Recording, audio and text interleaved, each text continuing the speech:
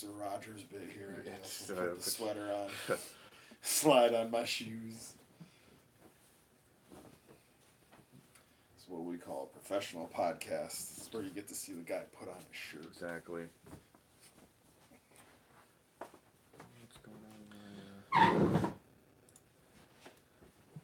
All right, guys. Hey, thank you for hanging out tonight. We are 5 Live. I'm Bobby T. And I'm Krizza. And we are talking toys tonight. All kinds of toys. A little bit of everything. Mentioned over here as we're going to say a bunch of times throughout the show. Like, share, and subscribe. And we'll be talking here in the chat. I'll have it going. Krizza can kind of see my screen a little bit here. I'll actually tilt it so we can both see it. I haven't gotten my Your notification yet, huh? Usually I share it. Interesting. Let's see. That is why Chris is on his phone currently. I Yeah, think there it is. It could be my phone. It looks like it's... There it is, and there we are. Mm. One person watching. Us. Yeah, exactly. I wonder who it is. It's not my mom yet. Yeah. All right. So, the good part is that I'll just edit this part later. And right now, no one's watching. No one. You can actually. Exactly. I don't think you can actually go back to the beginning. Oh, okay. There you go. The way we have it set, so you can only really watch live. Nice. Well, I'm just trying to. Anything yet? I restarted my phone, so hopefully. Oh, jeez. It's just being crazy laggy. Could just have bad internet. My house is known for randomly interneting. Yeah, I mean, well, normally I don't really have any issues. I'm not connected to your Wi-Fi, but yeah. Weird. All right, so we see we got one person on. It's probably you. Hopefully, I don't know, maybe it's Martin. It's not me. I'm not. Yeah. Yeah, we got two on. So there you go. Interestingly enough, I don't know who's watching. You notice tonight is just me and Martin, or I'm sorry, it's just Sorry, buddy. It's me and Chris are here tonight. We got Martin wasn't able to make it here tonight, so we cannot wait to see him again. I can't apparently. I can't. Yeah, apparently, yeah. I can't get him out of his. It's so funny because like we're always like me and Chris are always busting Martin's ass, and the night Martin's not here, I'm like, I want Martin. Yeah. That's true. I mean, nobody can replace that small ball of hate, hatred, and fury. Yeah. he's our like a ball of fish shaking. Yeah, and gray hair. He's our Alexa Bliss. You know, just 5 feet of fury. That's really what it is. Oh man, I really wish he was 5 feet tall. Yeah. It would make all of our jokes so much better. It's true. Just so much better. Oh wow! I put our name in to the tags, and it was like, no, that's actually less good if you do that. So we're not going to put that in there. No. All right, nothing. So that is, I think, all we're going to do on that. Let me try again here. Did you get it? Oh, yeah. Still restarting. Well, I restarted it again just to kind of make sure, you know. But yeah. I don't know what's going on. Normally I don't really have an issue with my phone when interesting when it pops up. Usually the notification starts kind of. Well, you sir are a big dumb idiot. That's true. It's probably me. I'm just not doing it right. Yeah, making the internet come in here fast. Oh, there we go.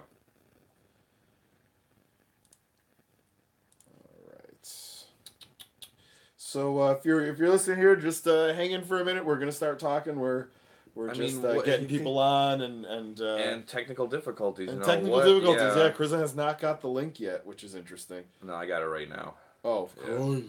Exactly. There we go. Sorry, I have to start making fun of you like if Martin were here. It's true. I gotta be Martin by proxy. Yeah, that's how it is. So you have to be like even more of a dick than you normally are. Yep. Is that what it is? Double. You're stupid and I hate you. And I hate everything that you love. Chris is letting out the slip. He thinks I'm a dick. Yeah. Is that really a slip? No, not when you look me in the eyes and give me the finger. Exactly. Good times. But yeah, so, I did share, so hopefully some more peeps will be joining us. We shall see here soon. Oh man, so I am posting on Facebook right now, but what just popped up is awesome. Something we just talked about, which ties in a few other things. No! Awesome. Okay, so we are going to be headed down to West Virginia on June 2nd Yes. at 7 p.m. in the Bluefield Auditorium in Bluefield, West Virginia. The West Virginia Championship Wrestling is going to have the Miracle on the Mountain 8. Emma of WWE fame is going to be there. So I think her name is Tennille Dashwood. She'll be wrestling also. This is awesome. This just made me like really want to go. Yeah, I was really getting into Emma like right before. No, look, I really wanted to go. Now I'm like, yes. No, this is great, and it's a really good sign. Yeah, this is a while away. They could get a few more people here. This is great. So, but yeah, we'll be going to that. We'll be definitely shooting with those guys, the Arson Brothers. Yeah. So run over and check out their channel too if you get a chance. I think it's the AB Network. Did they ever get back to us about what's like a good local cuisine for West Virginia? Well, all right, that's actually pretty interesting, and you just segued this without even knowing you segued this. They just started doing on the Arson Brothers. A great co-host, more so than Martin. Exactly. Just gonna take jabs at him while he's not here. Exactly. So it's gonna be all Dragon Ball Z all the time now that he's not. So I was talking to the guys, and they've been doing more food reviews in the area. Mm-hmm. So they just did I think it was called El Toro in Princeton, Virginia, West Virginia. Mm. It's a Mexican place. They had a sandwich spot that they did. So they've done like 4 or 5 of these. Yeah. So, yeah, they actually have a little bit of a list starting up. But, yeah, the Arson Brothers, if you get a chance, love these guys. We've got Jamie Marshall in the group, too. Ninja, he does WWE Customs. So he's on a few, the Hasbro Mania and Hasbro Maniacs and all those guys. So we will be, to fund this stuff, we're going to be selling our kidneys. Oh, no, is that... No, well, you might be selling your kidney. He's going to wake up in a bathtub full of ice one of these days. But hey, we're going to go to Comic-Con, so I mean, what the hell? It's worth it. Do I really need another kidney? Who needs it? Exactly. Who needs it? So, we are going to be opening an eBay store. Yeah. And we're going to be selling stuff like the the new 5 Alive shirt. Yeah. Our old, grab the one that's over there. We'll also have the original 5 Lifestyle shirt, which has the logo on the front, and then on the back there's a different colored 5 up there in the middle, which most of the shirts actually do have the 5 in the back middle.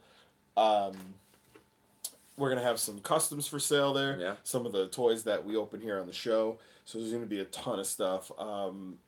You can also bid for this cup that I have put my lips to and taken a sip of well, we're going to see. There are some weirdos. Yeah, I know there's some fans out there that want that. We will see. Yeah. So I just wanted to make sure we had audio there that no one's like, why is he putting a cup up in the air? So it's happened before. I'll also be on my personal eBay store and through my Instagram, Bobby T 55555 time is where I do all my custom work. I'll be putting up some of these figures for sale. Actually, this Macho Man, I keep wanting to go like, I'll sell him, but he's too. I love him. Yeah, it's a good. I really love it. So that probably won't be going much of anywhere. But I am displaying here on the front, and we'll pop the head off. The female body. I just customized up a blank female body, and I've given it different applications. Yeah. Alexa Bliss, I'm working on. I have Charlotte here. I'll be making casts of all the heads, so I'll be selling heads of the different wrestlers and different superheroes and stuff for like $4 or $5 each. Instead of having to buy a whole $20 figure, you get the head for $5. And then you can do whatever you want to do with your goons. Yeah. So the other thing is, and I've been doing this for a long time, I make the Daniel Bryan figures. Mm-hmm. These Daniel Bryan figures, I contribute 100% of the sale complete. No profit, like 100% of the sale, minus shipping, to the Connor's Cure, which is the pediatric brain cancer for Connor the Crusher Michelic, who, if you watch WWE, was a huge Daniel Bryan fan. He had died of pediatric brain cancer. So they do every month Connor's Cure. Yeah. That's what actually got me back into customizing. That's what got me into Daniel Bryan and wrestling again. Okay. So I really love that. Yeah. Started making these figures, and they started selling. And we donated a lot of money. Awesome. So these will be for sale. Stuff like the Macho Man, the blank bodies, belts, heads, all kinds of stuff. That'll be on my store. Yeah. I don't have an eBay store. Nope. Sorry, guys. No eBay store. We're doing eBay because PayPal's verified bidding, verified funds. but also it makes for international shipping crazy cheap. It brings I had shipped some stuff out to England. I paid $6. It was clearly any other way it would have been $30 or more for what I had shipped. So there's it's definitely worth it. You know how we should finance our trips to West Virginia and or Comic Cons? You know how should we do that? Bitcoin. We should just buy some Bitcoin. Just buy some Bitcoin? But yeah, I mean, isn't that like the hot thing to buy? No, it's not going so good right now with the old cryptocurrencies. Cryptocurrency, I think that's the future, man. That's what we need to do. You know, so if you guys want to donate some Bitcoin or cryptocurrency to us, you know, to get us going, you know, to bankroll us. Yeah, exactly. I'll take your cryptocurrency and we will spend it as fast as possible. We got to start somewhere, right? You know, and then there you go. I think it's called a pyramid scheme. Is that what it is? No, I don't think cryptocurrency is a pyramid scheme, but trying to get people to give it to us is. No. I'm looking for a donation. I'm looking for. Okay. So you're not even looking like not even trying to work. No, exactly. I mean, you guys like the show. You want us to go to Comic-Con to make awesome videos. You should donate. You should donate. Just give us money. Yeah, exactly. T-shirts. To do that. You know. So it was a good week for sales. The Walmart, Walgreens, and Target sales are still going on. Yeah. We're getting Walgreens is weird. And I had said this before, the ones that are more in the urban or the city centers are blowing through their stuff a little bit faster because they don't have as much space to just kind of let things sit. So, especially in their seasonal area. So, what's happening is they're blowing things out at about 90% off. It depends on the Walgreens you're in. The ones as you get further away into the bigger, more individual Walgreens, where it's just like a Walgreens in a parking lot, those are starting to hit like 30% off on most stuff, and then deep discounts on other stuff for buy one, get one frees, which is effectively 50% off on a lot of things. So I'm just going to bring up a couple things. We're going to actually leave these things spinning, but I'll bring a few things up that I did pick up. One of them at Walgreens at 90% off, being coming out to a whopping $1 each. I picked up these Star Wars pint glasses and these Marvel Avengers pint glasses. Again, $1 per pack, so $2 for 4 branded glasses. This one has Captain America and Iron Man. Tilt that back, maybe you guys could see it a little better. Yeah. And then this one is BB-8 and Kylo Ren. So 2 really fun ones. I'm actually going to give the BB-8 to my daughter. Of course. We have these things that like stretch over the top, so any cup she can drink to without really spilling. So we're going to give her that for the BB-8. Now, I wonder, did Disney think, like, I get it, Star Wars is a very popular property and everything like that, and you know, a lot of people collect that stuff. I just sometimes I look at some of the stuff that it's almost like, for me, Star Wars merchandise at this point in time is that scene in Spaceballs where yogurt. Yes, exactly. It's just so over the top now that it's insane with all the stuff that they're making. It's like, what you're telling me is my Death Star phone charger in my car and my BB-8 waffle maker and my Kylo Ren socks and my Boba Fett helmet that talks. Just ridiculous. Well, the Boba Fett helmet, is cool.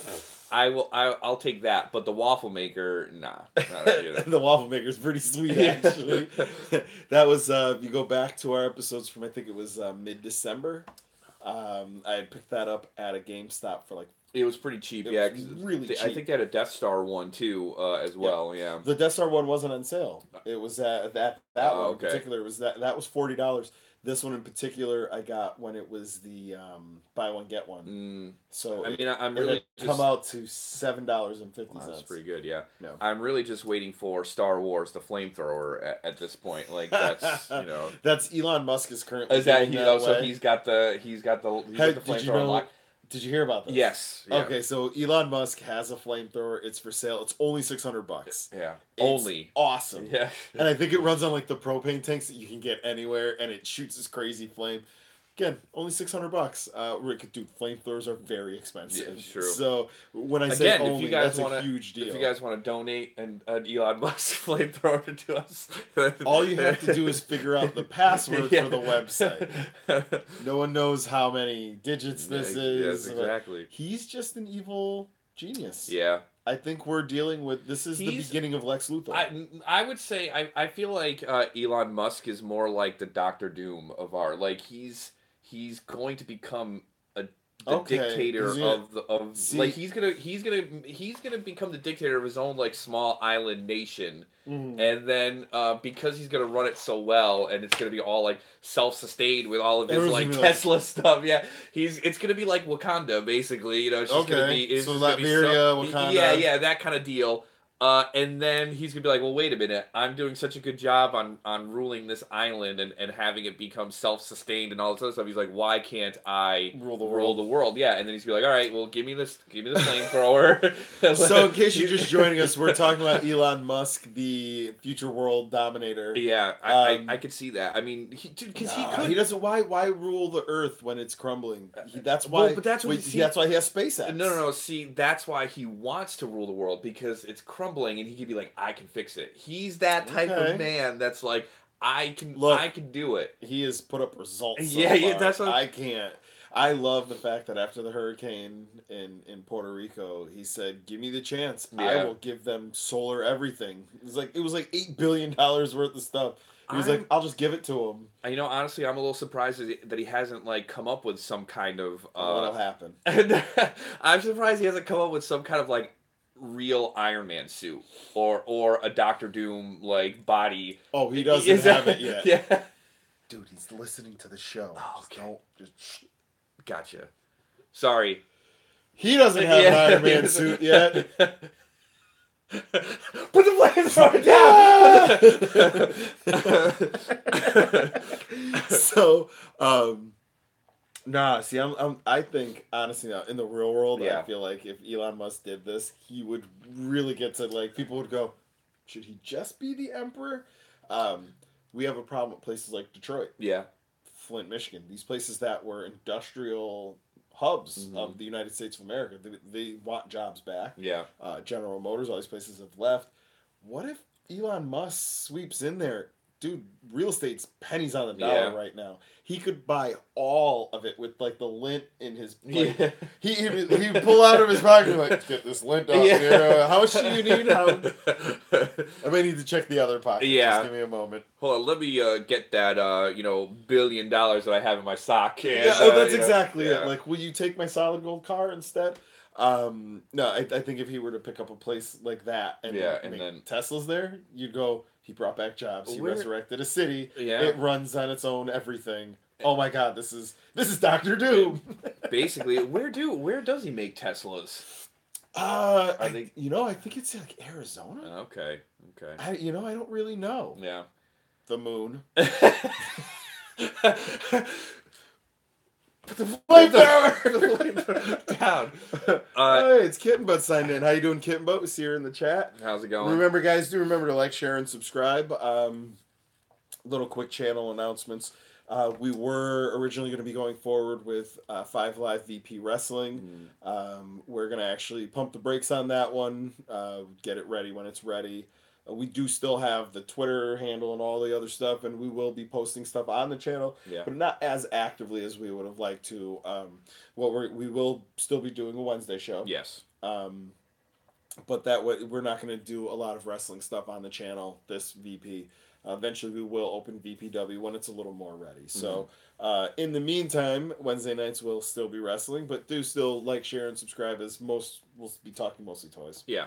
It's what we do. Toys, video games, anime. The nerd stuff. Yeah, exactly. The nerd stuff. The nerd stuff. Man, I really can't wait to go to West Virginia, man. Yeah. I'm getting pumped. I know. I want some breakfast. Like I was saying last week, man, there's not 3 nipple hairs in my eggs. I'm going to be mad. That's a false booking.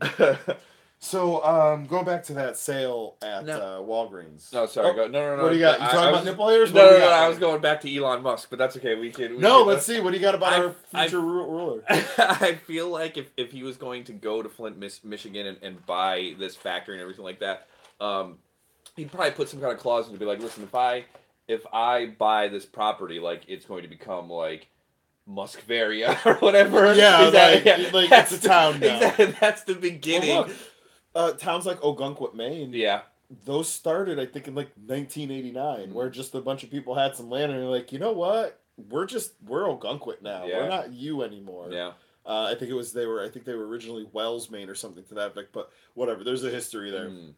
Fact is, they incorporated and became a town in recent history, like while we were alive history. So this can happen. Yeah, well, and then you can look back to the past too, where there were towns that were basically thriving, and now there's only like there's towns in Texas where I'm pretty sure there's only like 100 people living. Well, there. That's what I'm saying. A place like Detroit would kill for something like that to come in and really just be everything. Yeah. And then you get one day, oh, you work for the factory, free electricity, free this, free that, because the sun gives it to us. Yeah. Like, and then you go, oh, hail Elon Musk. Muskvaria. Oh, hail. Yeah. Musktown. There you go. I mean, what's it like there?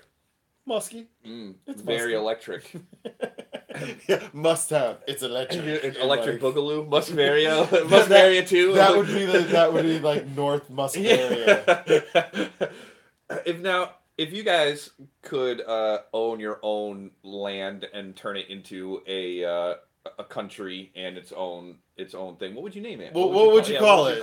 So leave that over in the chat. What would mine be? Mine would have to be something very communist, like the People's Republic of, or like something like that. Mine would just be very simple, Bobby Teton. There you go. There you go. That's T-O-N. Yeah. It's like, no, not T-Town.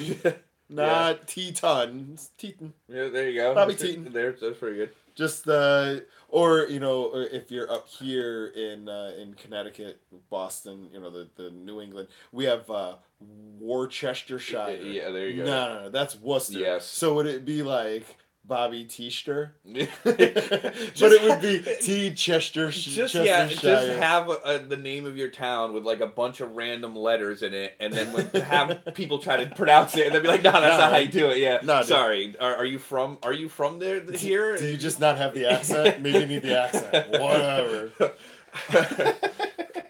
Yeah, just put a bunch of random accents over letters and be like, "Yeah, this is." I'm sorry. That weird upside down. You guys discussing gangsta names? No, we're this is Mal Y. We're discussing our names of if we could be like Elon Musk and buy an entire town. Yes. What would we name our town? Yeah. I'm between Bobby Teton, Ton, or Bobby Teastershire, but it would be Bobby T. Chestershire. Yeah. And it would be said Bobby Teaster. Yeah, there you go. Because we have Worcester up here in the New England, which you just ignore like half. Massachusetts has all those weird ones like Worcester and Gloucester and even like what's the other one there too? The berries, it's Bury. Bury, but in Massachusetts, it's Roxbury. And like here, I would say berry, like Berry or whatever. Yeah, so like Waterbury. I don't say Waterbury. No, not at all. So my old boss, he had moved up from Florida up to here, and we're talking. We're like, all right, so we're gonna go here, and you're gonna go there, and he goes, all right, Lou, you're going to go to Worcestershire. And he goes, Bob, you're going to go to Gloucesterchester. Yeah. And I went, we're all looking at each other like, what the hell is this guy talking about? And I went, say that first one again. And he said it. I'm like, all right, now let me see your paper. Yeah. I'm like, all right, I'm going to Gloucester. You're going to Worcester. You're going to here. And he's like, that's not what I wrote down. I'm like, it's what you wrote. Yeah. That's fantastic. Where I live now. Oh. Kitten Butt said that.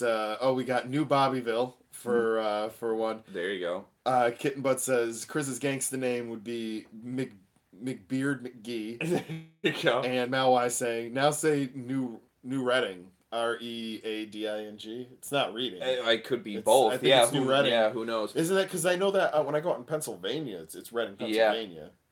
Who knows now? Who knows? Who knows at this point? Oh no, I'm sorry. It's New Worcestershire. New It's Worcestershire. just said different. Okay, yeah, So- sounds about right.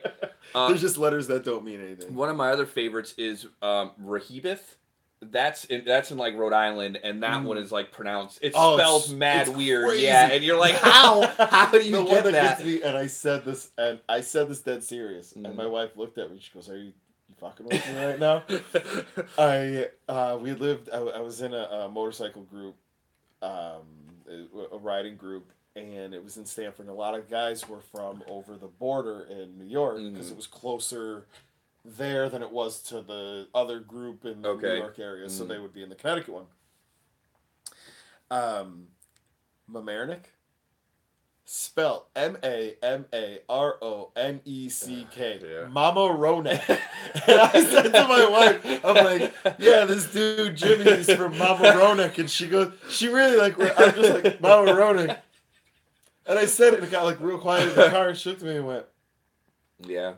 Mamaroneck? Maybe. I don't know. Mamaroneck. Yeah, it's, who knows with all the weird different emphases on syllables. So, and, yeah. Back to the toys. And going back to Elon Musk. We're going back to gangsta names. Kriza is already my gangsta name. That's about as gangsta as it gets. Exactly. So I don't know if I can have. I mean, I guess I could have another one just because RZA has like 20. Bob Digital. Yeah, exactly. Yeah. So you could just come up with another. It doesn't even matter. So whatever. People's Republic of Kriza. Beardy McBeardson or whatever it is. People's Republic of Beard. There you go. Yeah, that's Kriza. You have to, and anybody who does not have a beard gets put to firing squad. People's Republic of Beard. Prob?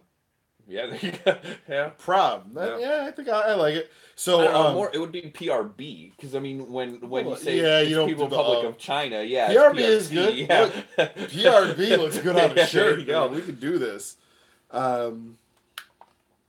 Okay, toys. All right. You sure? Yeah. Let's All right. Oh wait, no, but no. I have something to say. Yeah. Now, so I love these figures. These are a 6 or 7 inch figure. It's 5 point of articulation, but they are Star Wars figures. The other ones that were available now. This is from the first series. The second series we had picked up in a different episode. It was it the Darth one that you Maul. broke in half? No. That No, it was a Darth Maul, I think Rey, I had. Oh, yeah. And one more. I can't remember who the other one was. Han Solo. It was Han Solo. Yeah. This is my favorite Luke. Mm-hmm. This is Luke from Return of the Jedi in the black suit with the green lightsaber. The lightsaber is sculpted to his hand, but the blade is separate. The other hand will hold a gun. Mm-hmm. So these don't have a lot of articulation, but they do have these Star Wars black faces, so they're really, really great sculpting. It's kind of racist. I mean... Could you... Oh, my God. Could you imagine? I don't think it's cool to put blackface. See if that levels that out, actually. Let's see. Oh, it's way better. All right, cool. So, those figures, they were running at $6.99, so kind of a lower price point. Those were 90% off. So that was 69 cents at Walgreens. Awesome deal. These were $1.74 a piece. My daughter really, really loves Hot Wheels right now. So this is a playmat. So it's a 31 inch by 28 inch felt playmat, and it's got like the streets on it and stuff and all that. She really loves that. And it comes with a car. This is $1.74. Car's $1, so that's fine. This one is another $1.74. Comes with a car. It is a shark jump, like a shark bait thing. Oh, that's awesome. So you launch it and it like shoots up into the shark's mouth, but you can also cross the tracks and like do crashes and stuff. Really cool piece, really fun piece. $1.74. Yeah, it's pretty sweet. I mean, it's those are always like some of my favorite toys when I was a kid. The Hot Wheels tracks and or the RC race car tracks, like the ones where you had the little handheld thing. And I love it. Yeah, those were a ton of fun. Me and my friends had a bunch of them, and we would always try to just set up the most ridiculous tracks we possibly could to race against each other. So, do you remember, it was probably the early 90s, Jesse Ventura was a commentator for this. Mm-hmm. It was a car show where it was like little, they weren't remote control cars because you couldn't control them. Yeah. They just were a motor that would spin the rear wheels, and it would be on this slot track. Not a slot in the way of like a slot. The one racing. that would make the. It would be like a maze almost, like a track where, and it would just be the power of your wheels. Okay. And the whole thing was they would put their cars down in the thing, 3, 2, 1. They'd lift up the board, and these things would just rocket off. This was a show. Yeah, I don't remember that. I have to find the name of this. It was a whole show. There was these little cars. They were probably, I mean, the size of my palm. Yeah. They weren't very big cars. But yeah, they'd have these little motors in them. It was everything that was in an RC car, but without the ability to move Yeah, wheels. exactly. Yeah. And the funny thing is about those RC cars, especially growing up as a kid, much like much like the latency issues, there was always one car track that wasn't as good as the other one, in right? the slot car, yes, where yes. you like had the with the metal track. Yep. And go So around. there was always one, there was always that one track that was really, really good, and your car ran so smooth and everything like that. But there was always that other one where like you would hit the thing and then it would go like a few feet and then it would stop, or it would like slide out, and then you'd have to constantly like reposition it and try to get the connection just right. And Yeah, like you that. have to like pull the piece of tabs out of the bottom so you can, like, they're all frayed and shit. Yep. I learned the way you fix that was alcohol, rubbing alcohol on a thing. You wipe that and then cut it with scissors. Oh, okay. When it gets frayed, because then it's not making contact anymore. Okay. Oh, interesting. So another thing I picked up at Walgreens.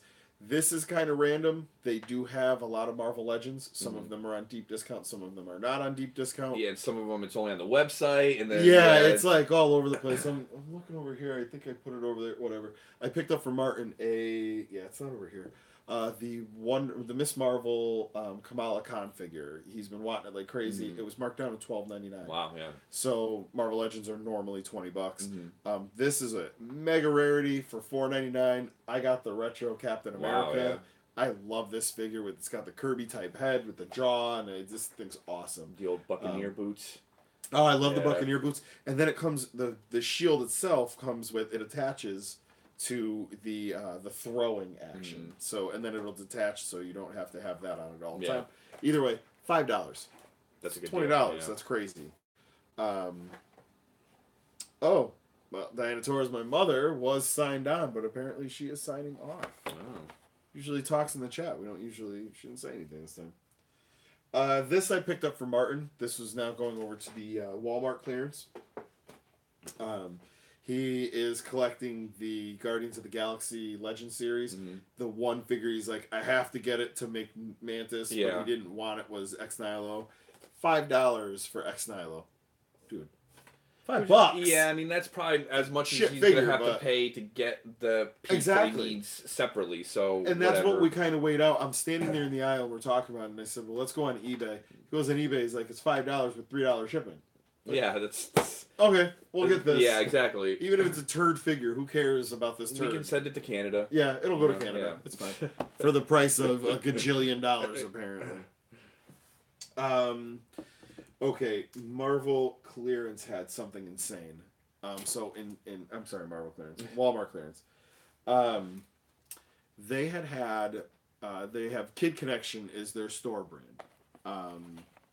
All Kid Connection on clearance, I believe, was 80% off. Wow. And it was off of the clearance price. So we're not talking about like off of the original. This is like, we've already marked this down insanely. Yeah. This was marked $7. I got it for what I think was like $1.45. I don't know if you have kids out there. If you do, check out Walmart. My daughter goes mental for this. Absolutely crazy. Let's see if you can see it here in the shot. Well, nice. So this is one of those ball mazes. It's a race set. You set it up and you just drop the marbles in and they go down the track and everything. This was like $1.40 for this. This is like a full... That's like a thing.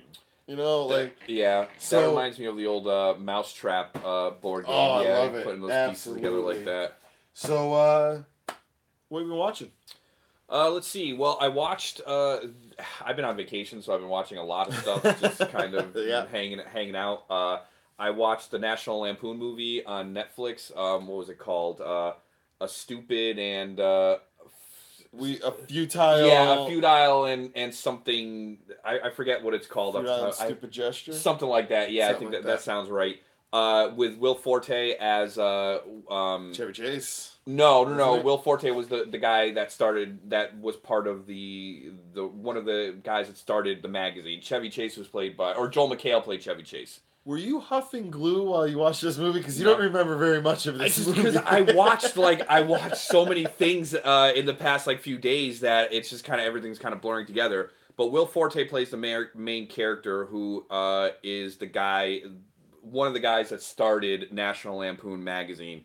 And then he also wrote Animal House and co-wrote Caddyshack. And then it's all about his life. Caddyshack. Yeah, it's all about his life and the crazy stuff that he did at National Lampoon, and how they're getting sued by Volkswagen for this this ad that they put in their in the magazine, or this comedy sketch. They're being sued by Disney because they put they drew a comic or a cartoon of Minnie Mouse topless or everything like that, and all this other crazy stuff. So it was actually pretty funny. They did. There's also one scene where the editor pops out. He's like, "We're being sued by the American Nazi Party," and then he's like, "Oh wait, no, this is fan mail." And he's like, "God damn!" And he's all mad. It was actually really good. It was a really funny movie. Will Forte was really good in it. So he plays Douglas Kenny. There you go, Douglas Kenny. I'm just looking it up. Yeah. Joel McHale does play Chevy Chase, which he did a very good job of. There's a lot of that guy's in this movie. I'm watching. Even Matt Walsh is in this movie. Yeah, Natasha Lyonne is in it. She plays one of the female. Annie Betts. Yeah, yeah. Mm-hmm. So there's a lot of really good actors and actresses in it. It was very good. It was very funny. Whoa. Okay, so in this, John Daly, who's one of my favorite comedy actors, he's old UCB, the Upright Citizens Brigade, way back in the day. He was one of the rich dicks on the Kroll Show. He plays Bill Murray, and then you have Seth Green playing Christopher Guest. Yes. So that's pretty awesome, too. It's a really good casting. Yeah, it was good. And it's funny because they do these scenes where they kind of break the fourth wall and have these characters talk to each other and stuff like that. Yeah, it was really cool. It was a good movie. It was funny. It is a little sad too, as it seems to be the theme with most comedians. From this era, they were very funny people, but they came with an incredible amount of pain and cocaine. Yeah, that too, exactly. So a lot of sadness and depression behind these really funny people, which is I guess. So we'll actually skip to what I'm listening to. Sure. Because what I'm watching is what I always watch. Star Trek Next Generation, OSW review. Well, before we go to that, there is another show that they just aired on Netflix. It's called Altered something. I want to see this. Yes. Altered Genes, Altered... It's Altered I just saw it and I was like, we need to watch this. It's Altered something, and hopefully me and Mal and... Altered Carbon. There you go, Altered Carbon, yeah. Hopefully me and Mal and some of our other friends on the Discord channel, I think we're going to try and awesome. Watch it together. I'd really like to do that. So hopefully... You said you're going to watch it with me! Yeah. Well, we can watch it too. I don't want to watch it with you. But anyway, I hope we'll get together and be able to watch that, and then next live show we can talk about it and everything like that. But I am looking really forward to it. It seems like it's got a kind of Blade Runner, Ghost in the Shell kind of feel to it. Yeah, so, that's the first thing I got from it was like Blade Runner, Gattaca. It has that feel. It's actually kind of funny when I just said we were gonna watch it. We were talking about this before the show. We really only hang out in person unless it's something happening. Yeah. Really only hang out here. We talk over the phone a lot and all this stuff, but Martin not being here, it's a 45-minute drive from where you guys live to where I live. This is my house, so it's my house. Yeah. Now, So yeah, that's kind of the thing about it, is that it is very far. Oh, my Mm. mother says she loves me. Thank you. My mother, loving jumping in to make me look stupid. She actually called my job one day and asked for little Bobby. Nice. I was like, oh, Mom, what did you do? Fantastic. Yes, I shouldn't have even said that here. Um, so listening wise, So you should change your name Bobby to T, Bobby. little Well, Bobby. well, no, the Bobby T. The T could be a little T. A So little yeah, exactly. There you go, Bobby, little Bobby T. little. My, Bobby Little T. my town would be called Little Teton. There, there you go. Little Teton. So, so what I'm listening to is, I've said this a few times, the Omnibus, Mhm. and they were just talking about, it had kind of come up in just, they were vamping around talking, and they talked about this 1970s comedy by guys like Steve Martin, and how would that translate to the future? Yeah. Some of the National Lampoon stuff, the old SNL stuff. Does it really translate? And the guy laughed and he said, no, none of this translates, because it's all very much to the time, Hmm. for one. And two, you've got to have that frame of reference. And three, you need to be high on cocaine. All of this stuff sounded really, really good when it's like, Yeah. hey, let's burn Lee Iacocca. And you're like, okay, nobody's going to get that joke Yeah. 40 years from now. And your joke about, using these weird references and stuff, like, nope, Yeah. dead, just falls flat. It's sort of like watching The Office now. Watching Yeah. The Office now also has that kind of just staleness to it because one, I feel like that format's been done to death. That kind of mockumentary style. Cut and talk to the camera. Yeah, Yeah. exactly. So that's kind of over. I think people are kind of over that now. And two, just some of the jokes and the economic uh, issues at the center of that show don't really I mean they still exist but they're not prevalent now. Well, So yeah, a yeah, paper company, they're all gone now. yeah, yeah, they're not fighting anymore. Office was there when they were fighting. yeah. But yeah, Omnibus talks about kind of the National Lampoon stuff. And they Hmm. talked about the movie. Hmm. That's what they were originally talking about. And just saying, like, some of the stuff just doesn't transfer. Like, if you watch that old stuff, you think that John Belushi in a, or I'm sorry, Jim Belushi, no, not John Belushi. Yeah, You think Belushi in a bee suit's hilarious? Go back and watch it. It's yeah. not that funny. Maybe it was funny at the time because your option was like absolute garbage. Was your Well, other option? yeah, So, exactly. I mean, because again, when shows like Saturday Night Live were coming around, and even National Lampoon and stuff like that, they say it in the show.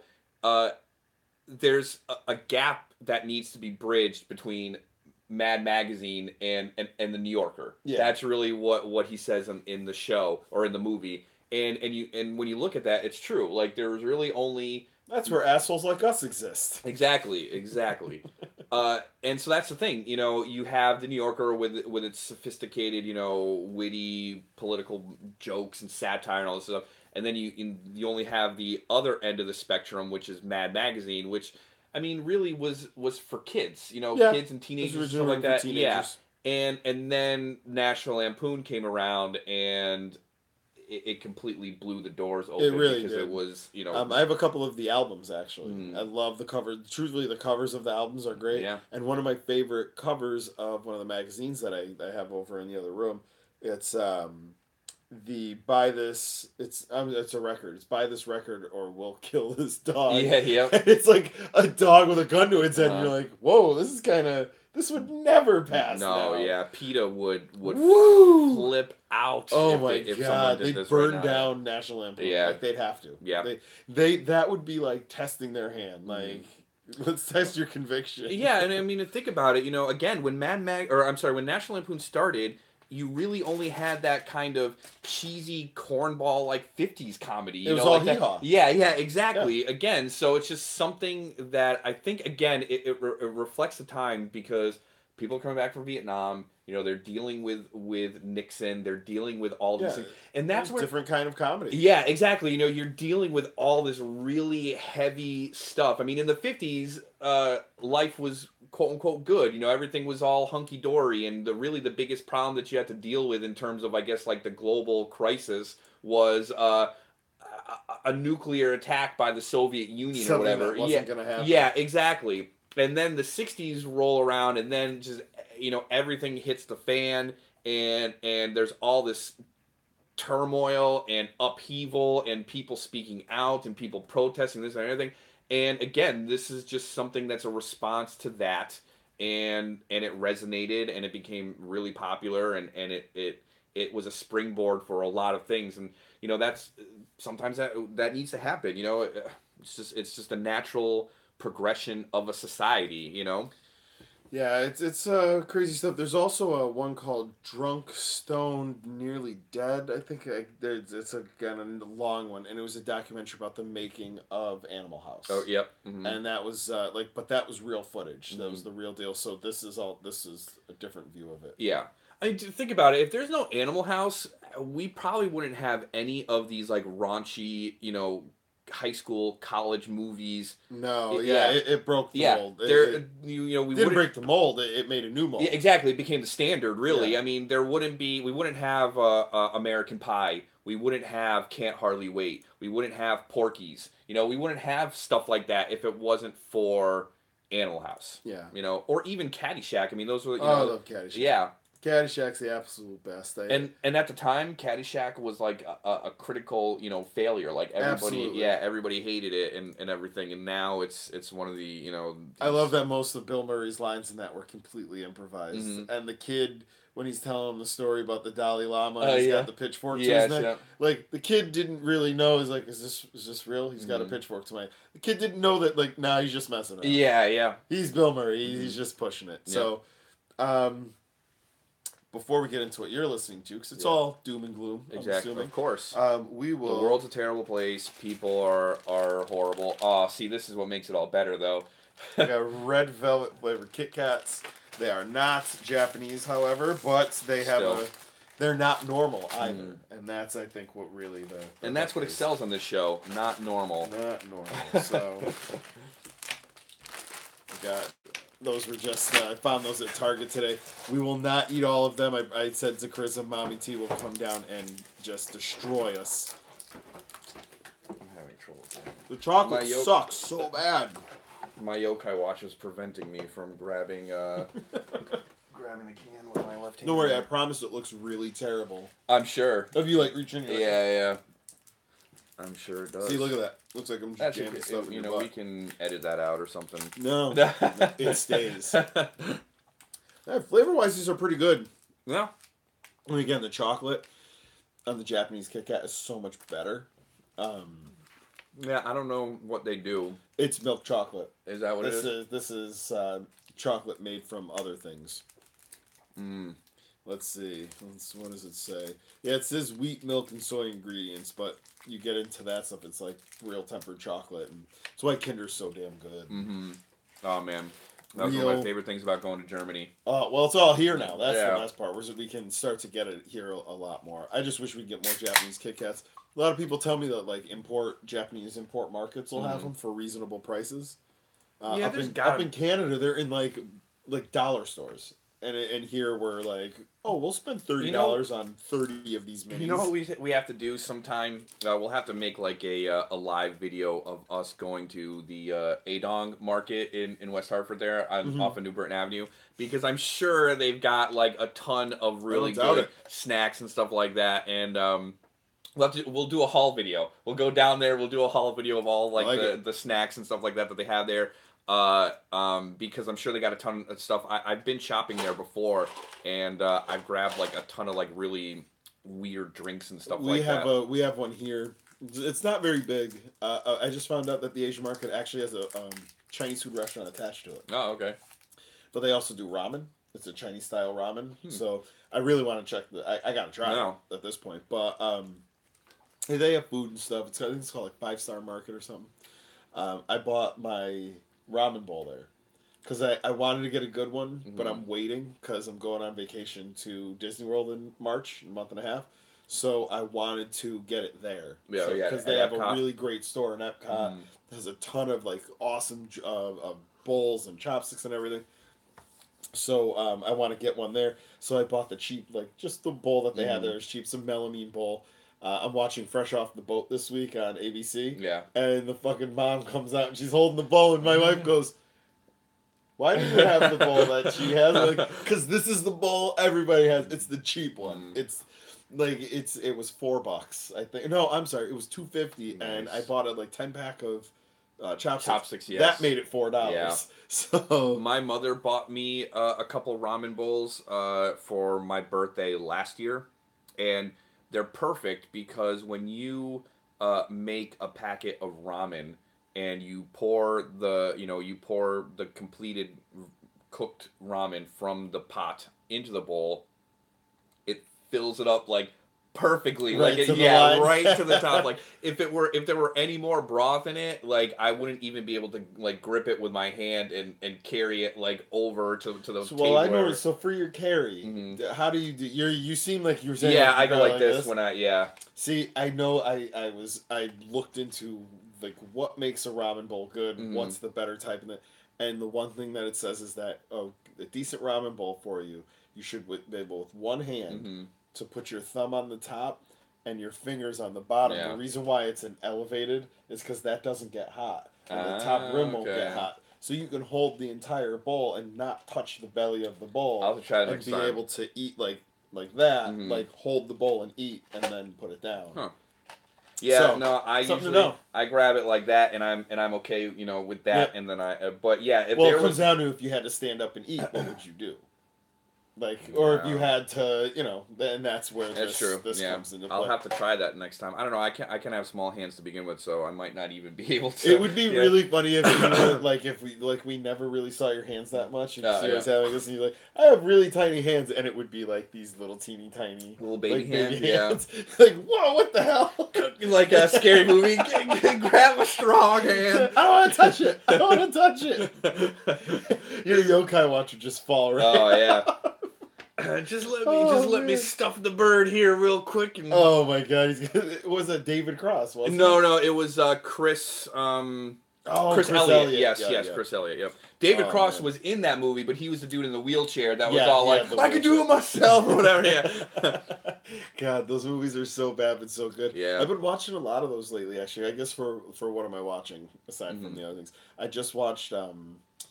Don't Be a Menace to South Central while drinking your juice in the hood. Fantastic. I love that movie so good, much. Yeah. It's so dumb. It's so perfectly done because honestly, I was a teenager at the time that all of those movies were coming out. So Menace to Society, Boys to Men, South Central, Boys in the Hood. Boys in the Hood. Yeah. What did I say? Boys to Men. Boys to Men. Boys to Men was also hot. That's true. Yeah. No. So we were. Listen, I was growing up called and to all say. I think that's Lionel Richie. No, it wasn't the Boys One. I just called to say goodbye to yesterday. That's so hard to say goodbye to yesterday. No. I just called to say I love you. Yes, I know. I knew that one too, but isn't that Stevie Wonder? Is it? That was Lionel Richie. I don't know. It doesn't matter. So what the hell's the difference? So anyway, God, now we just got talking about that. Sorry, yeah. So we're talking about Don't Be a Menace to Society. Don't Be a Menace. Yeah, no, that was really hot. At those types of movies were really hot at the time. So I remember that movie when it did come out, really turning that all on its ear to going back to the National Lampoon stuff.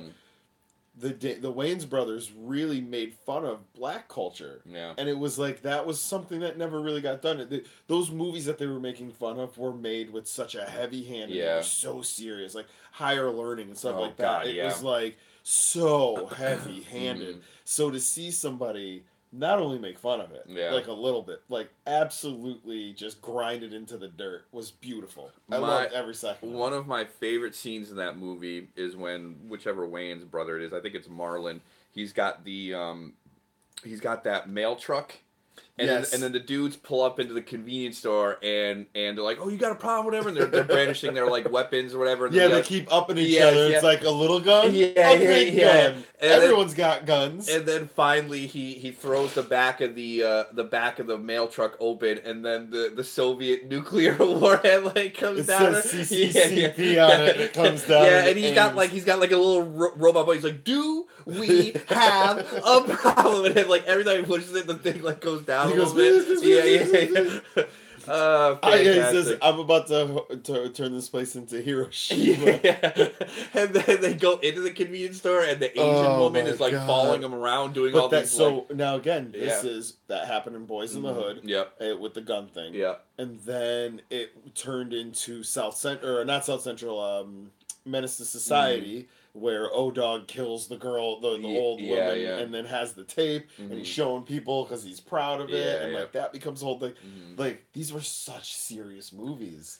Yeah, well, because like back in the '90s, like Compton was such like a bad when it's terrible. The only war zone. The only time again, this was pre-internet, so we didn't have like the news at such an accessible so accessible to us at the time. So the only time I really ever heard about California was South Central and Compton and how bad it was and everything like that, and how there was the Bloods and the Crips and gang fighting and all this other stuff. Like, and the thing is, like, you don't even hear about that now. Like, I don't know what happened to Compton, and if it's still like, maybe it is. Is it really bad? Is it still really bad? Like, because it could be like South Boston. South Boston was really bad in the 80s and 90s, and it kind of went through this like gentrification, and now it's like it's a lot different. But yeah, you don't hear that. Maybe people don't care about Compton anymore. People don't really care. Yeah, is that what it is? I think it just played itself out. Yeah, there's no oil out there. And, pretty much. I think that's got to be it. There's no way to redeem Compton, so they're like, let's just. They stopped talking about it. Yeah. No, it was a really weird time. Yeah, dude, gang stuff in the '90s was all over the place. But I think what I mean. What you were just talking about with accessibility to the news. Back then, we only heard the most extreme thing because there was only so much time. Yeah, your news was only an hour long, so they weren't going to give you 24 hours worth of news in an hour. They're only going to give you the best stories. The juiciest stories. That's not it anymore. Yeah. Now it's a 24-hour news cycle, so we hear everything. And dude, for every mass gang shooting, we get a squirrel on a jet ski. Okay, well, I forgot about the man. So. Dude, I don't know, man. The West Coast in the '90s was it seemed crazy, right? Yeah. Like I don't ever want to go out there. Exactly. It's like it's either gangs or like surf gangs from freaking from Point Break. Like, that's all you ever heard. Yeah. Or it's like just insane Hollywood parties and people doing coke and stuff like that. And you don't realize like that someone works at McDonald's who lives there. Yeah. Like, there's a dude who works at Target and he's just a guy. Like, you don't think about those people, but because we got the most extreme examples. And like I guess that just kind of plays into the stereotypes. Like, that's what we saw on TV, and like that's what the shows were like when we were growing up. I mean, when I was a kid growing up, one of my favorite shows was Saved by the Bell. It was on, it was on after school, right when I got home and everything like that. It was around my age range. I think I was a little bit younger than I wasn't in high school. But I think I was probably about seventh grade or something like that. Yeah, for Saved by the Bell, you would have been probably about 11 years old or so, because it came out when I was about 12 or 13. Like when it started really rolling. Yeah, exactly. When I was about that and age. Like that's I'm like, oh man, those kids are so cool. They're surfers. They're this, they're that, or whatever. And like that's all I knew. Again, that's all I saw of the West Coast. I didn't know about regular people on the West Coast, So there is, and it's the same thing like here. I'm sure they think over here, on the East Coast. Oh yeah, we were something completely different. We were over those here. stuck up, preppy rich kids or whatever. Yeah. Again, you don't realize we're like from mill towns and we have construction families. Exactly. So, anyways, though, to segue, that's actually kind of funny. You said about Zach Morris. I had been watching these random clips on YouTube. They're all ringing at about 4 minutes or so.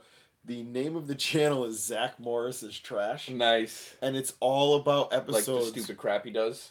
The stupid crap is like horrible. Like it's really, when you see it in the light that they would show it, it seemed fun and jovial.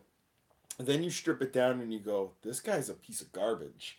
So the episode he's the sociopath, Absolutely. The time Everyone is the time Zach Morris. So it's the time Zach Morris made a girl in a wheelchair feel terrible, which is one where he's like, the whole time he's like, she's in a wheelchair, but everything is fine. Yeah, yeah. And then he makes like jokes at her expense when she's not around and like, you should be happy we're hanging out with you. And it's like, no. Yeah.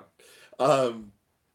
The time he lied about being Jewish to go to a baseball game. Yes. Told everyone Slater was dying, so he'd moved to Hawaii. Yes. Lost his friend's dog in a poker game. Sold swimsuit photos of underage girls. Drove drunk and crashed a car. That episode's crazy. Because it's like a web of tangled lies. Go.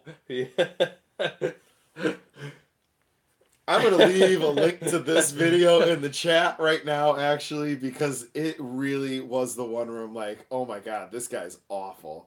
So over here in the chat, I'm going to toss that in, watch that later on. I remember watching a documentary years ago about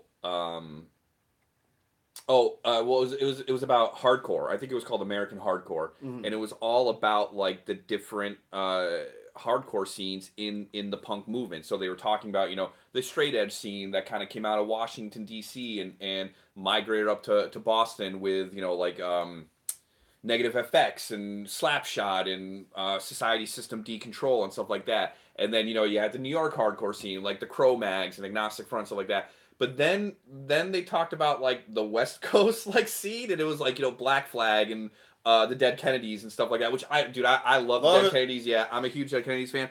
Black Flag, not so much. Like, I do like Black Flag, but the Dead Kennedys are really like more my jam. Yeah, I think Dead Kennedys for me too are more. But that's what they were showing clips of Rollins, you know, in playing shows with Black Flag and everything like that, and they were like, dude, they were like surfer jock punks. Like, it was insane. Like, Henry Rollins he's a bodybuilder. Yeah, Henry Rollins is like the John Cena of the hardcore movement. Absolutely. Where like people are like, that's the biggest dude, you know, out. I'm gonna fucking fuck him up because he's a bitch or whatever, and I'm gonna show that I'm just stronger. No. Yeah. Don't challenge Henry Rollins. Yeah, exactly. No. Dude. That crazy stare in his eyes, that's crazy. Yeah. That's not. Yeah. No. Although, don't let the salt and pepper fool you. Yeah. Although, dude, his spoken word stuff is awesome. Amazing. Yeah. Some of the best stuff I've ever heard. Yeah. And actually, to talk about that, I did recently listen to a little bit of that. The stuff he's done recently is good. The stuff he did in the 90s was pretty good. The stuff he did in the 80s is epic. Because that's when he was super political, really intense. Some of it's funny. Some of it's not. Some of it, you think the story's going in one direction, and he really turns it on its ear. It's some really brutal stuff. The one that sticks in my mind is he calls it the train ride. And he overhears a family talking, and a kid says, "Hey, I want to go to that place." And the mother's like, "No, they don't let our kind of people be there." And he's like, "And it broke my fucking heart." And he gives like this big poem about it. It's one of the best. So if you do get a chance out there, guys, if you're listening, again, like, share, and subscribe. But also go listen to old Henry Rollins spoken word. It's listen phenomenal. to anything with Henry Rollins. Yeah, anything Henry Rollins is fantastic. And you know, it's funny. Like, I watched this documentary about the American hardcore scene and everything like that. And as crazy as the East Coast was, and even the West Coast too, you know, with these like weird like surfer punks like that. Surfer proto-punk. Yeah, exactly. I think the most insane hardcore scene, and that nobody really talks about, is Texas. Really? Yeah, because I didn't know that was Here's the thing. Well, here's the thing. So a couple of really big punk bands that came out of... I'm going to grab some soda. Sure. Keep talking. A couple of bands that came out of the South, especially Texas. The Queers, I'm pretty sure, are from Texas. Really? Yes. And another band called MDC, which is... it could stand for a couple different things. Sometimes they would call themselves Millions of Dead Cops, or Millions of Damn Christians and stuff like that. They had a song called John Wick. Oh, I hit my yokai watch. That was I heard it go off. Yeah, I was like, did I leave my phone on to get a text message? No, it's just my watch.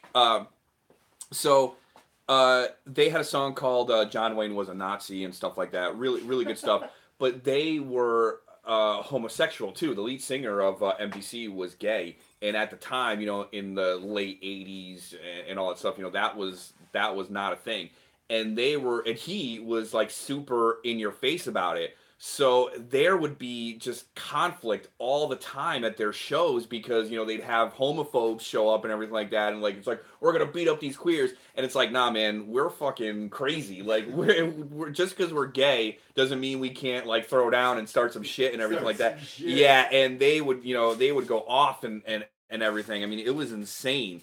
And again, like you could imagine that kind of stuff in New York. Especially CBGBs. I mean, there were bands that would dress up like girls. What New York Dolls? The New York Dolls, yeah, would dress up like that and everything. But in Texas or like down in the the red South, like you don't ever think about that stuff. And that scene. That music scene doesn't really get a lot of attention, compare. How is that? Oh, it's awesome, dude. I hope Mommy T is watching this and is just disgusted. Mommy T, look at the screen. Yeah. If you're just listening, look, I'm roasting it. I'm roasting this Slim Jim. But yeah, the East Coast, I can hear it crackling. That's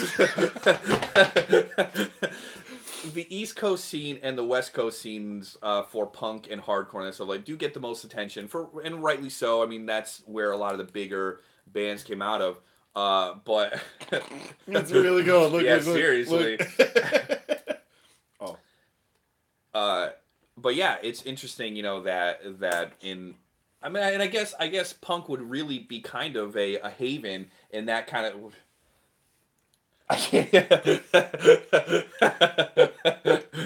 Damn you, Wendy Williams! Damn you! But no, I mean. I damn her for a lot more than this. Yeah. This was a thank you, Wendy Williams.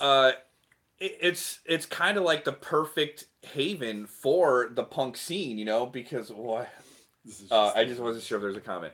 It's the perfect kind of area for that kind of explosion of punk because in a super. Mega vacuum. Yeah, like that conservative society. I mean, look at SLC Punk, the movie. Like, they're in Salt Lake. They're surrounded by Mormons. Yeah, everywhere. Yeah, exactly. And they kind of have to do their thing. Just to kind of let it all out and let that repressed emotion and everything. Flow. Comes out in the craziest of ways. Yeah, exactly. But yeah, so that's an interesting documentary. If you haven't watched it, I highly recommend it. It's called American Hardcore. They do interview Henry Rollins, Ian. He headbutts the camera twice. Yeah, exactly. Ian MacKaye, who started Minor Threat and the kind of the straight edge movement, along with the Bad Brains. They interview Negative FX. Awesome. Yeah, a lot of really old school hardcore bands. A bar we've talked about in the past off screen. Yeah, so I think we mentioned it on Did we? Yeah. It's called Manitoba. Oh, maybe not. I thought you were talking about Otto Shrunken Head. Otto Shrunken Head. No, oh my god, I love Otto Shrunken Head. No, it's called Manitoba's. It's on 7th and B. Mm-hmm. It's right across from the bar 7B. This is owned by an old school. We're talking about New York punk. This is Dick Manitoba of what I just forget the band he was in. Yeah, I don't know. Almost like I wish I had all of the world's information at my hands. Manitoba.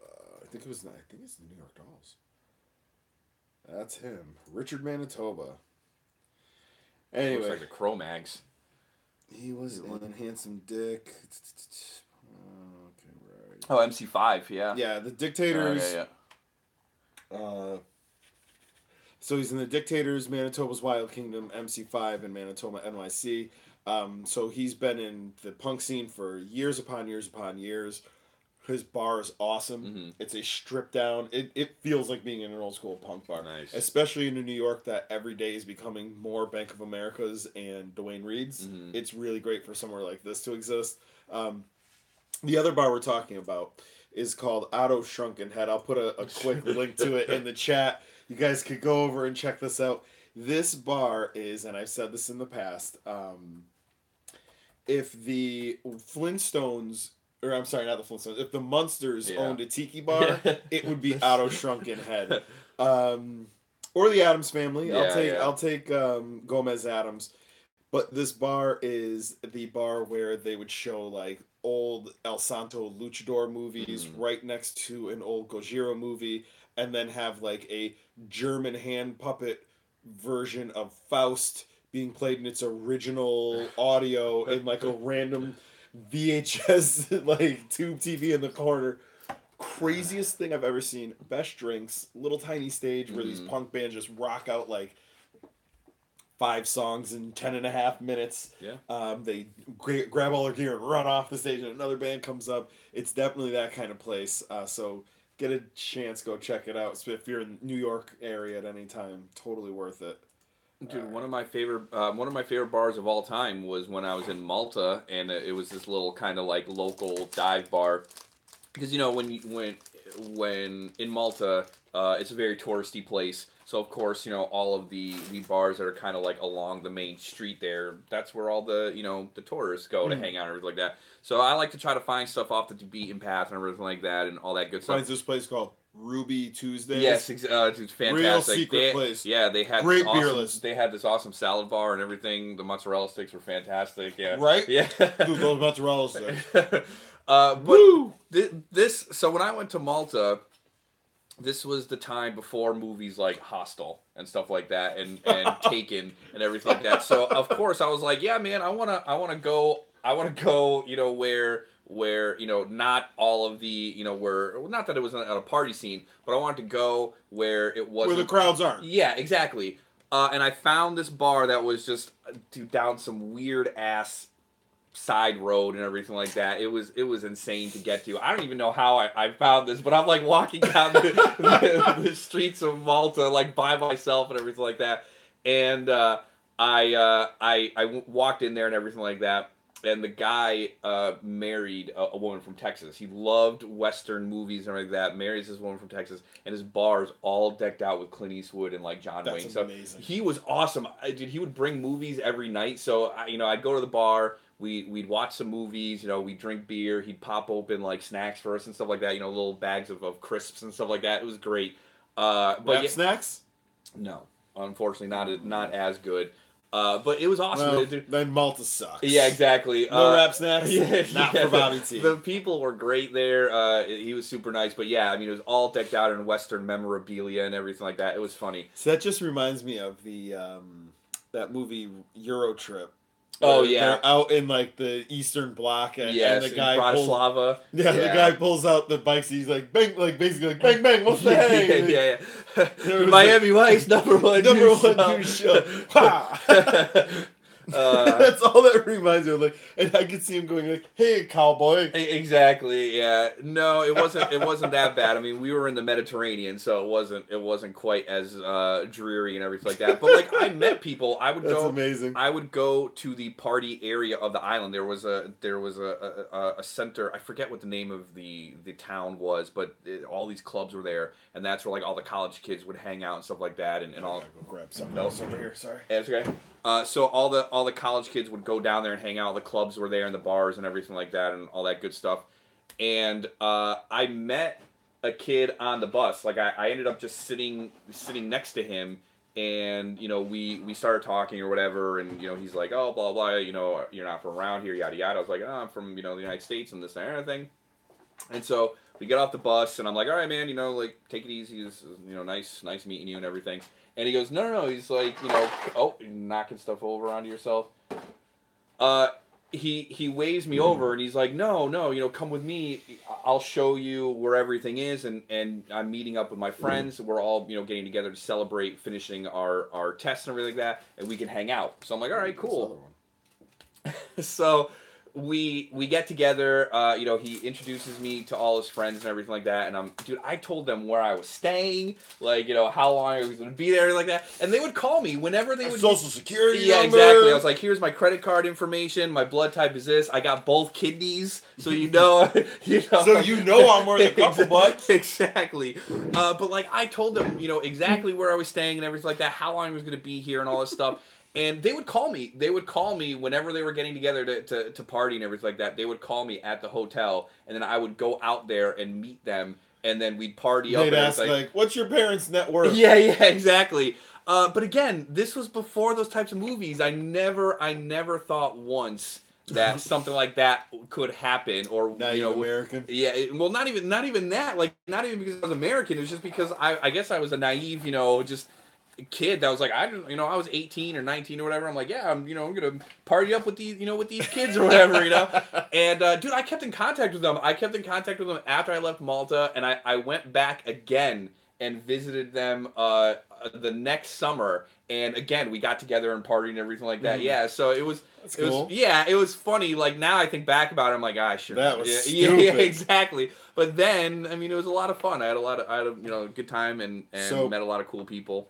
One thing that I just found was going through some of the toys and came across my Knights of the Slice box. Oh, nice. Lots of Knights of the Slice. I didn't realize how much I had until this moment. Mm-hmm. But one thing I have to put his original hands back on. But I have the Proto Knight from the way back in the Kickstarter days. Up behind us, somewhere up there, is the Purple Knight. I think he's in there. Yeah, he's in there somewhere. But I have the Purple Knight, got Clear Knight and a few others. All the regulars. Now, do you have a knight that was promised to you by a certain someone, and then when you were like, yeah, I want that, he gave it away to somebody else? I get all of this stuff. I don't know about you. I think you have to drive up to the mountain to get it. Yeah, is that what it is? So I actually have a few things in here that I'm not supposed to show. I just realized I pulled up two things that aren't out yet. Ooh. So ignore what I just pulled up because it's not a thing yet. One thing that is awesome. Have to pixelate it out. Yeah.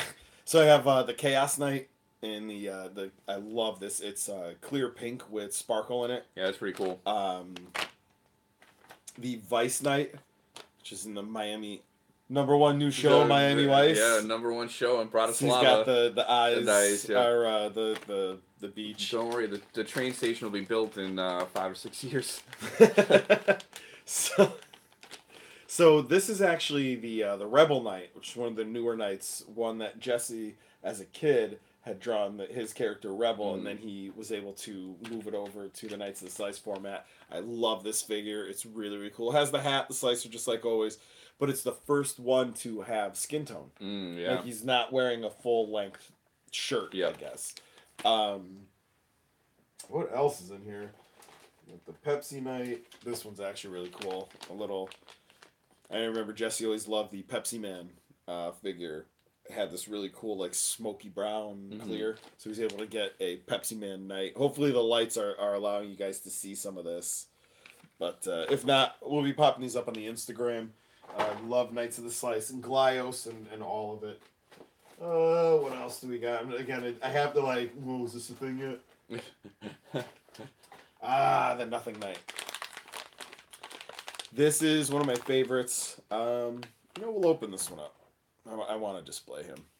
So here's a quick unboxing, unbagging. Very rare, actually. A lot of the stuff in here is fully wrapped up. So this is kind of rare that I'm opening things, but there we go. This is the values. Dollar after dollar. It just went down about 20 or about, I'll say about $15. So, but this is I believe it was called the Nothing Knight.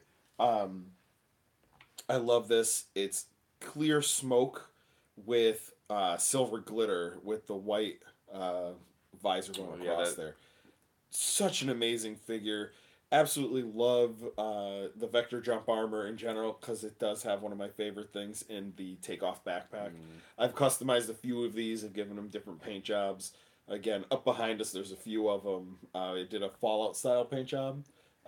It's red with the flames up on the chest, like it was a Vector, or like it was a power armor. Does this have footholes? I think these have footholes. No footholes. Jesse, put footholes on these, man. Come on. Don't be a jerk. He doesn't watch our show. Yeah. For some reason, a Loot Crate exclusive thing. There you go. If Jesse knew that was in the box, he'd probably yell at me. He fucking hates Loot Crate. Gee, I wonder why. Oh god, these things don't want to stand up. Are they just falling? Well, yeah, now they are. Now they're going down. Yeah. Well, it's because the it's crooked. The weight's probably crooked. But this is also another of my favorite paint or the favorite color combos. Oh yeah, that's real cool. I've always loved that. Yeah. The one I don't have is Death Knight. It's the series. God, if you're a Knights of the Slice fan, guys, and you're in, like, share, and subscribe first. Then go over in the chat and tell me, is it series 2 that had Death Knight? I did not get Death Knight. I didn't get Death Knight, the Combat Twins, and I don't have the paint. What is it?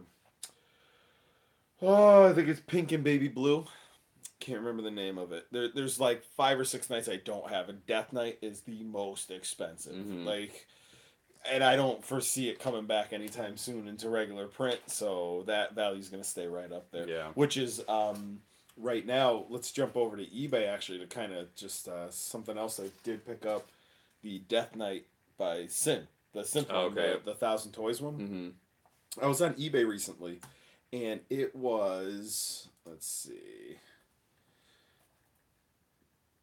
What's really funny is on my eBay right now, Chris is looking over at my screen. It's all Macho Man stuff. Yeah. Because I am getting ready for my trip down to Florida, and what we're doing is we're dressing up as old school wrestlers. So I'm Macho Man. Did you see? I was at Toys R Us this earlier this week, and I ended up buying something which we can show later.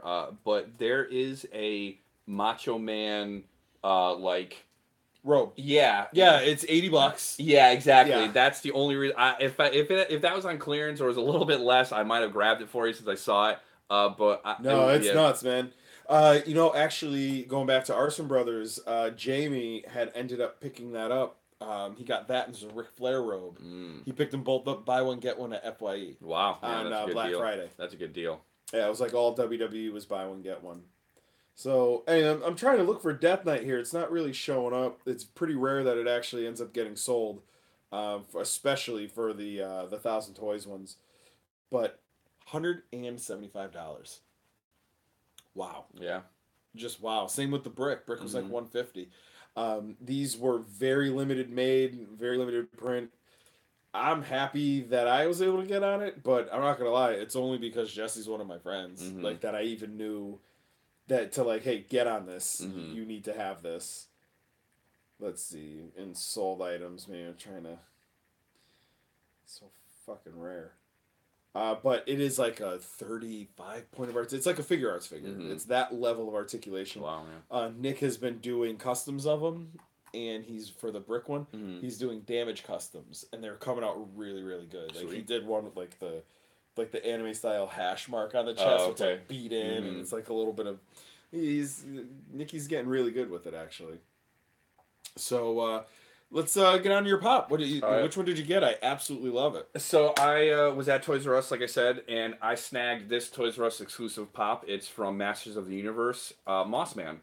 And the reason why I picked it up, well, one, because it was a Toys R Us exclusive, but two, because it's flocked. I love it. Yeah, I don't really have a lot of flocked pieces in my collection. And I haven't really found a lot too. I mean, we did have the Chip and Dale con exclusives. I think it was San Diego last year. We ended up picking those up while we were hunting for Rebecca. So I think we did open them up and everything like that. Which one? The Chip and Dale pops. They were San Diego Comic Con exclusives. We at FYE. showed them. I don't think we opened them. Oh, okay. I think we showed them. I don't remember opening those. Either way, we snagged a pair for Rebecca, and then we showed them here on the video and everything like that. But I personally don't really have any flocked items, so I snagged it just to kind of add it to my just to add it to my collection. I do like the green, especially the flock, because it's a lighter shade of green, and then his skin is the darker, which is exactly how the original figure was. They did a really good job with the color matching on this one. I like it. I do want to take this out of the box simply to feel the flock. Yeah. But because it's going to be in my personal collection, I don't want to do it either. Now, these don't have tape on it. You wouldn't even know the difference. I know, but still, I would know. Oh, my God. What's funny is he doesn't know that I go to his house when he's not there. Yeah, I open the exactly. boxes and just I don't Because no, you know what it is that I know that you wouldn't be able to tell if it's open or not because there's no seal on it or anything like that. But we all know that things never go back into the box the way Pops that actually do pretty they? well. Is that what it I'll is? give Yeah. I'll give Pops credit on that. They Yeah. really do slide back in pretty nicely. Yeah, it's the Pop thing is weird that there's no tape on it. Yeah. That like the resale value is all based. It's like an honor system. Mm-hmm. Like, oh, this is unopened. Well, is it? Yeah, if you just fold back the tabs is where the problem is. You get them folded back nicely and you're fine. Just found the eBay Knights 170 and 185 respectively was the sale prices. Nice.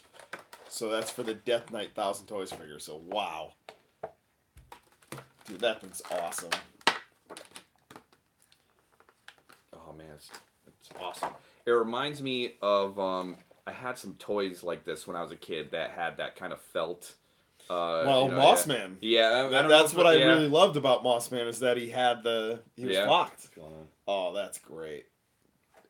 Flocking's really nice. Yeah. Wow. And again, really good job in the production. Like I saw about 3 or 4 of these Mossmans at my local Toys R Us, and really no inconsistencies in it at all. Almost like how we were in our previous video, we were talking about the 8-bit, the Freddy Krueger one. Yeah, those ones are really good. Yeah, and those, I've looked at about 6 or 7 of the Freddy Krugers, and again, they were all very, very good. Like they're stepping up on a few things. Yeah, definitely. so like I said, I looked at about 3 or 4 of the Mossmans at my local Toys R Us, and all of them were in pristine shape, which is awesome because again, that's what you're looking for when you're determining the value of your pop.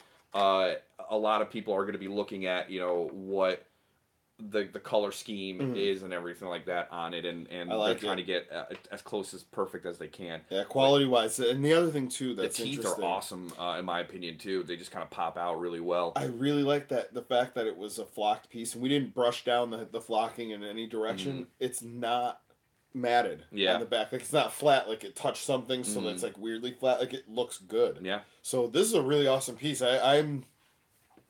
This sold me more on the flock stuff than I had originally been sold on. I will be again at Disney soon. There's a lot of Disney pops, man. Yeah, I have a funny feeling I'm gonna go to Disney World and I'm coming back with like 10 pops for Carissa. It's gonna be, hey, can you give me that 6-inch this or what about that flock that? Like, I'll pick it up.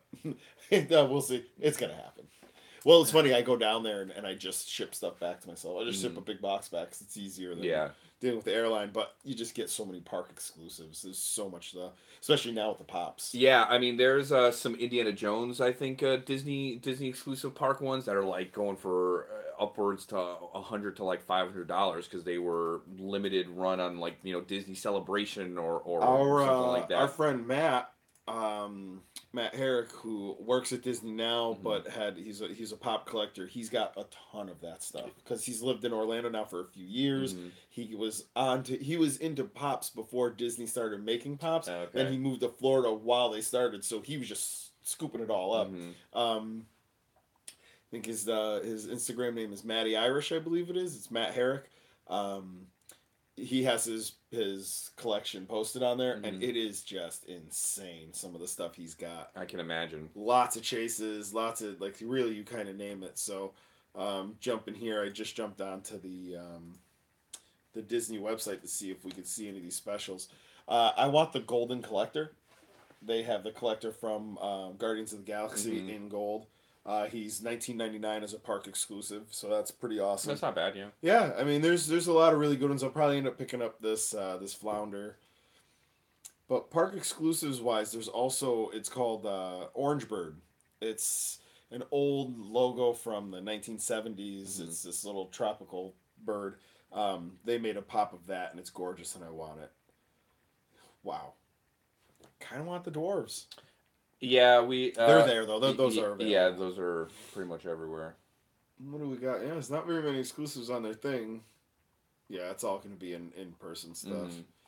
So I'm not going to sit here and look all that up. Yeah. So I have a feeling I'm going to be coming back with quite a few pops here. It's gonna be good times. There's an abominable snowman, Nice. which looks really really cool. So, yeah, I was a little worried because it seemed like last year flocking was like the thing, the new. yeah, it dropped off. Yeah, Well, they started doing those Diamond Series ones, which Mhm. are awful. Like the Ursula is one of the worst looking. We Yeah. saw it that one day, and it's like all the lips were like off to the side, just ugh, Mm-hmm. just bad stuff. So, but it's nice to see one, and like I said, I didn't have a flocked pop in my collection, so now I do. I really think they missed the boat with not flocking the Dragon Ball Z stuff. Yeah, some of it would be cool. Again, I really would like to see, if you guys are Dragon Ball Z fans, you know what I'm talking about. The Great Ape character. It's basically when a Saiyan who still has his tail views the moon. He turns into this huge, like, giant. Oh, ape. the crazy ass. Yeah, apes. it's like a big ape type thing, monkey type thing, and he just loses control and just goes insane and destroys everything. I would really love to see that in pop form, especially in like a 6-inch, a bigger one. That would be really good. And to make it flocked would be fantastic. Yeah. So I did find the Orange Bird Pop. This is what I'm talking about. Oh, okay. They make a flocked version of that. Mm-hmm. But the other one that I just saw that I kind of want, and you're more than likely going to look at and go, oh, hell yeah. It's Pirates of the Caribbean. Okay. It's a Jolly Roger Pop. Oh, that's pretty sweet. That's really, I like that. That is a cool, yeah. It's basically, you guys obviously can't see my computer here. It is a pirate, the skeleton version of the pirate, but kind of in the classic ride form, not the movie version. So it's kind of like campy, corny, but still really good. Yeah. I like that. So, it's a cool skeleton mold. So we are gonna get going here in a second, but what are you playing? Actually, I started playing. I guess I don't know how to pronounce it. I guess it would either be Dragon Ball Fighters. Fighters. Also, this is or Z on yeah, this? exactly. Or Dragon Ball Fighter Z. Yeah. Okay. Yeah. So I don't know however you I'm want to pronounce assuming it. it's going to be Fighter Z. I don't know. Are there characters in it that are not from Dragon Ball Z, or that? Yeah, there's super characters Then with also with the Z fighters. And that's That's Dragon Balls. Dragon Ball Fighters. Fighters. But they're taking advantage of the S and turning it into a Z, and taking advantage of the branding recognition of the Z when in association with Dragon Ball. They also made a new Android character that was specifically made by the creator of Dragon Ball. So like cool. a new specific character for the game. So you're saying you're seeing him from when he was a kid? Exactly. Yeah. Does that make you sad? We're getting the special editions of Dragon Ball Fighters. Well, but see, you can watch Dragon Ball, and then you can see Goku as a kid.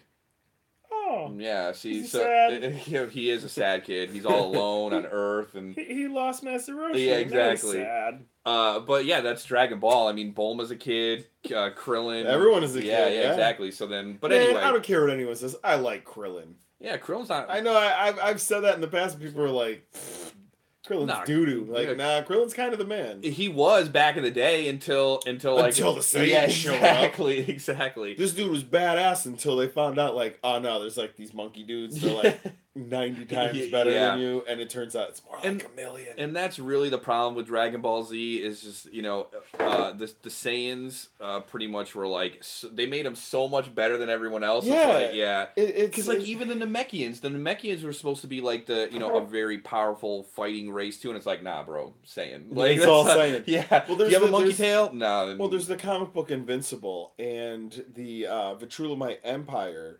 Or the Trulian or whatever, they're taking over the galaxy, and these are like Supermen. But it's an entire race of Supermen. Yeah. And it's not like the Kryptonians where it's like, oh no, on our planet, we're not powerful, but over on this planet, we are powerful. These people are powerful throughout the galaxy. It doesn't matter where you go. They are stronger than everyone, and they love fighting. And they're like Klingons, but they're not ugly. Yeah. And they can fly, and they can breathe in space, and they can telepathically talk to each other. They have all of the powers. Yeah, they're all OP. Like, how the hell do you beat these things? You don't. That's how you do it. Like I believe in the book, and It's been a while since I've read it, and I do have to catch up. But if I'm remembering correctly, the only way to get rid of them was like a virus. That you couldn't fight them. Yeah. So you would basically send up a champion sacrifice to fight them, but really that dude was riddled with viruses. He's giving him. It's a smallpox. It's a human smallpox blanket. That's basically that's how you beat him. Is they would send this person to fight, and then the almighty powerful beaten by a cough. The guy like coughs on him. He's like ah! So he would like there was this they would just be like bathed in blood, like the crazy face and all the crazy eyes. And then it was like, oh yeah, that blood you got in your mouth, it had the thing that could kill you. The only thing that can kill you. Yeah. So check out Invincible. Read it before AMC gets their hands on it. Rumors are floating around. It's coming. It came to an end. Invincible did. That they're interested. I don't want this to happen. Yeah. Please don't touch this. Don't they ruined Walking Dead. Walking Dead. Yeah. Please don't do this. It's another Kirkham book. So the same guy, or Kirkman, who wrote the Walking Dead. So it's just really deep, good stuff. You have to keep it the way it is. They won't. Yeah, of course not. Just don't touch it, you bastards. But they will. But yeah, DBZ or DB Fighter Z is really, really good. It's a side scrolling, which I thought it was going to be more of like a 3D style, like sort of how Xenoverse was. But it's not like that at all. It's more like, Street Fighter, Marvel vs. Capcom, which it does have a really big Marvel vs. Capcom feel to it because it's squad fighting. So each character or each player picks 3 fighters to be on their team, and then you can tag them in and out and stuff like that. That's really cool. It's awesome. Sounds good. Yeah, there's like even like mini cutscenes in the match. So when you do like a really super powerful move, or even when the character like gets KO'd and stuff like that, it's like this huge. It's just like watching the show. So everything is an event. Yeah, it's awesome. So then when the one character gets killed and the next teammate comes in. Again, it's its own like scene that he comes flying in or whatever, and is about to fight and stuff like that. It's really cool. If you're a fan of Dragon Ball Z, Dragon Ball Super, Dragon Ball, just the Dragon Ball series, play the game. If you're a fan of fighting games, play the game. The controls are tight. The characters, the roster is really good. The cutscenes are fantastic. Nice. The powering up is really cool as well. Does it take like 8 hours to power up for one move? No, that's the Dragon Ball one. Yeah, not well. I mean, they kind of changed. They did kind of fix that. It takes six fights in Dragon Ball to actually get the one move off. I went to Target. I just looked over and saw like kind of the things I forgot to pull out. We had opened these a while ago, many moons ago. Found one on clearance for 66 cents. It's like a animated style. Yeah. We ended up getting, I think, Donatello, Splinter, and a few others. It was like a black. Right? No. We don't have to put them together, but they have black. Like they're not green. Yeah, that's weird. Yeah, it was a little weird. So we just got the Michelangelo, kind of cool. But yeah, just green or not green, just black. Just black all the way through. No little book either. Kind of weird. Oh, and also, I'm playing Titanfall 2. Oh, of course you are, you son of a bitch. I luckily got to get into the Target quickly. It was on Friday, I think a Friday morning.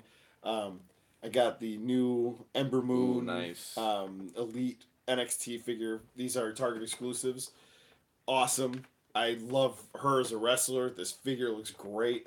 I am totally into making the women's wrestlers lately, so I will be making an Ember Moon in this style because she's just too awesome to not. That top rope turning flipping stunner that she does is. I still think she got robbed against Asuka, but that's okay. Whatever.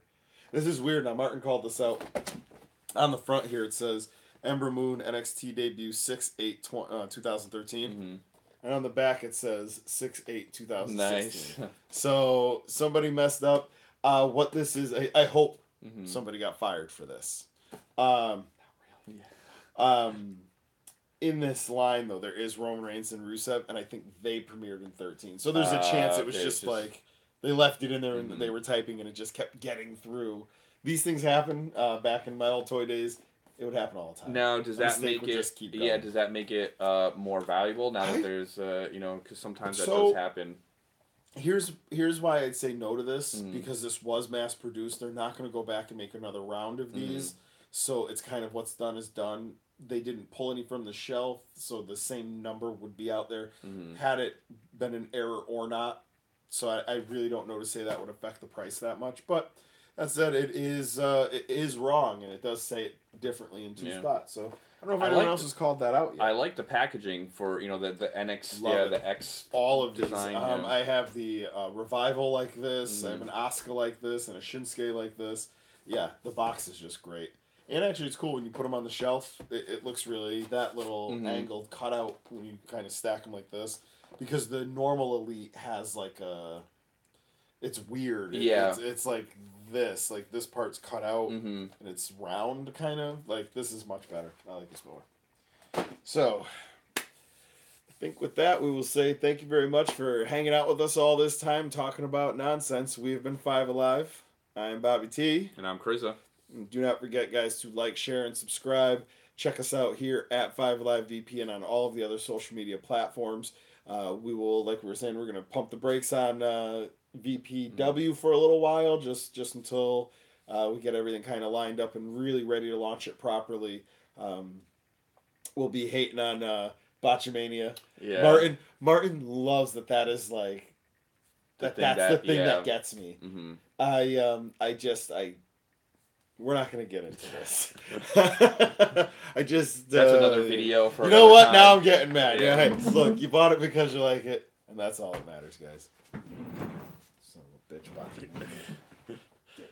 Clicks for shit that's not even his. He can't even make a joke. Talking more than 5 minutes on